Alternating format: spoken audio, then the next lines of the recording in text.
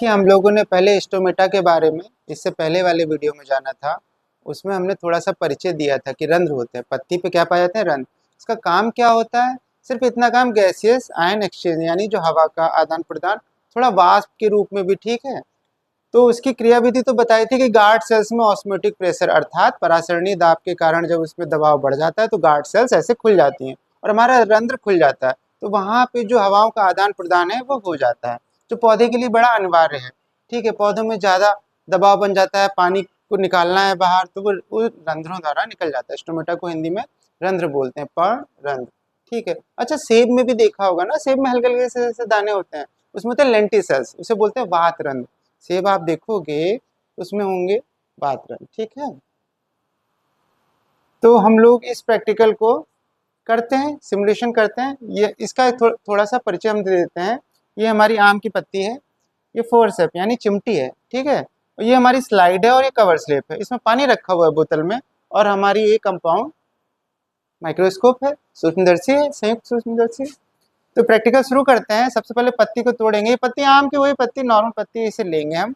पत्ती ऐसे तोड़ देंगे। पत्ती जब तोड़े तो साइड से निकल आता है ना झिल्ली जैसी।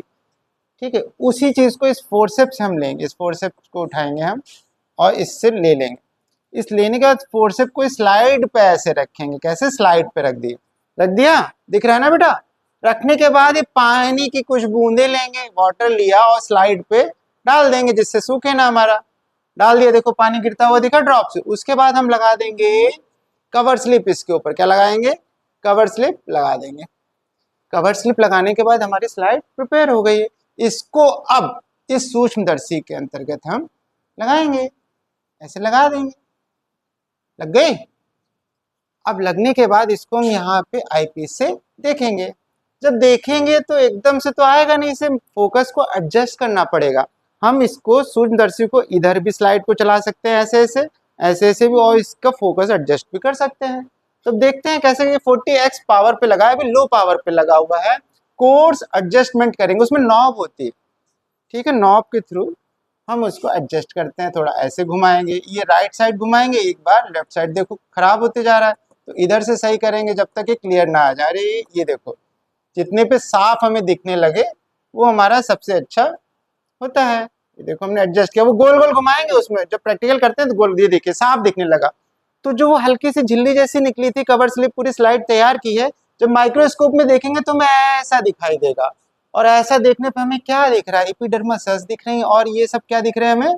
स्टोमेटा, रंध्र दिख रहे हैं। और जो ये स्ट्रक्चर है हमारा स्ट्रक्चर, जो व्हाइट बोर्ड आ जाए,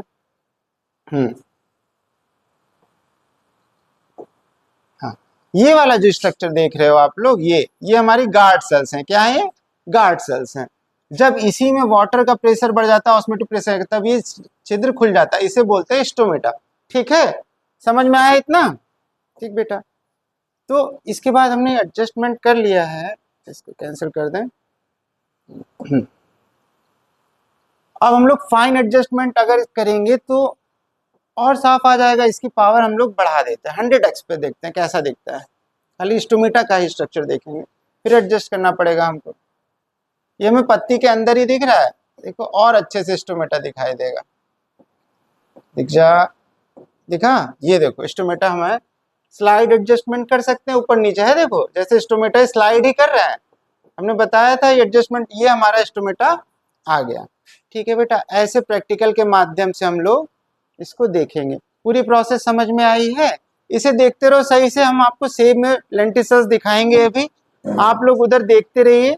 ठीक है, एपिडर्मल सेल्स का, जैसे सेब होते हैं, सेब अगर है लाए होंगे तो मिल जाएगा। देखो सेब में हल्के हल्के से छिद्र से होते हैं ना, हल्के हल्के स्पॉट से, जैसे पास में देखो हल्के हल्के से छिद्र होंगे, ये सब लेंटिसेल्स कहलाते हैं। वात रंध्र ये भी इस समय गैसियस एक्सचेंज कर रहा है। देखो गेहूं देखा है? गेहूं का जब भंडारण खोलो तो उसमें भभक जैसी आती है, वो भी सांस ले रहे होते हैं, वो जिंदा होते हैं बच्चे, क्योंकि उसी में से जो भी चीज जीवन आगे बढ़ सकता है वो इस समय जीवित माने जाते हैं। बस उनको जो एनवायरनमेंट है फेवरेबल कंडीशंस में लाओ, वो अलाइव होते हैं। बस डोरमेंसी की कंडीशन में कभी कभी आ सकते हैं। जैसे ही वातावरण उन्हें अच्छा मिलेगा वो फिर से जीवंत हो जाएंगे और नए जीवन की ओर चल देंगे। ठीक है बेटा, आज के लिए इतना ही, धन्यवाद।